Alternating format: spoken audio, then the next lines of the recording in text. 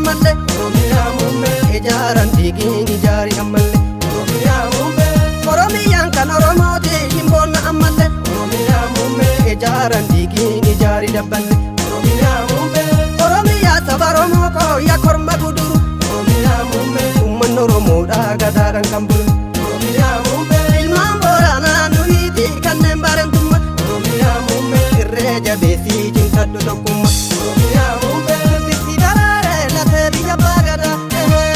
ija Oromoodhaa ta'uu kooti baay'een gammada Oromiyaa muummee bitti daraaree lafee biyya baagada ija Oromoodhaa ta'uu kooti baay'een gammada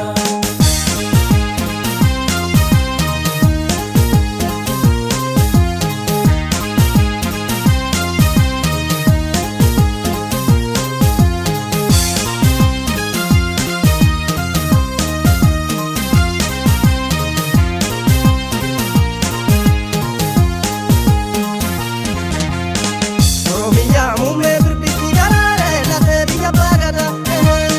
ija Oromoodhaa ta'uu kooti baay'een gammada Oromiyaa muummee birbirti daraaree lafee biyya baagada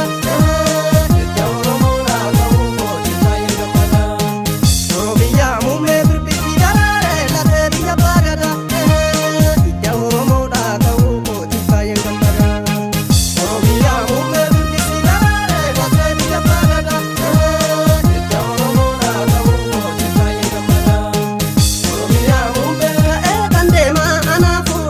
Wallaka Oromiyaa muummee kormaa mitiitii lammii kiyyan arga Oromiyaa muummee osoon adeemee kanaafuu kaabatti kamise Oromiyaa muummee raayyaa fobboodhaa qalbiin na dhiphise Oromiyaa muummee ammaan adeemaa isaafuu bahatti hararge Oromiyaa muummee rakkootti maddaa lammii kiyya arge Oromiyaa muummee gadaadha deeffanna numaafuu bulchiisa jalqaba Oromiyaa muummee isatu ijaaree walitti nu qaba Oromiyaa muummee bitti daraaree lafee biyya baagada ija Oromoodhaa ta'uu kooti baay'een gammada Oromiyaa muummee bitti daraaree lafee biyya baagada ija Oromoodhaa ta'uu kooti baay'een gammada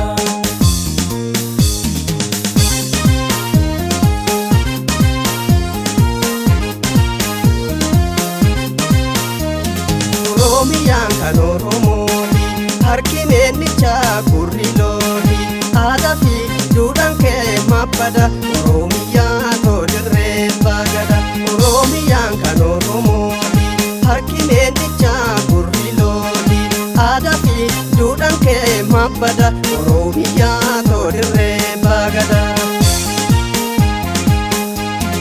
Waalamnee faffacaane sabni Oromoo tokko taane wal jaalamne wal gorfanne dubbanni faayoo wal taane waalamnee faffacaane sabni Oromoo tokko taane wal jaalamne wal gorfanne dubbanni faayoo wal taane garaan jabaatu biyyi tooti beela famjaajii sanarraa kolti maal dhabde guutuudha karaa deemaa hunda foolti waalamnee faffacaane sabni Oromoo tokko taane wal jaalamne wal gorfanne dubbanni faayoo wal taane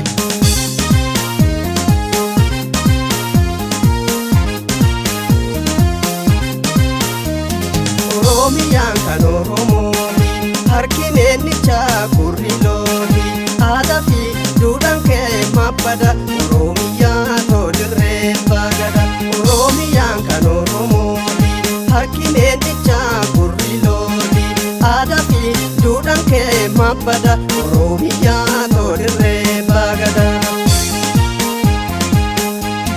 Waalamnee faffacaane sabni Oromoo tokko taane wal jaalamne wal gorfanne dubbanni faayoo wal taane waalamnee faffacaane sabni Oromoo tokko taane wal jaalamne wal gorfanne dubbanni faayoo wal taane garaan jabaatu biyyi tooti beela famjaajii sanarraa kolti maal dhabde guutuudha karaa deemaa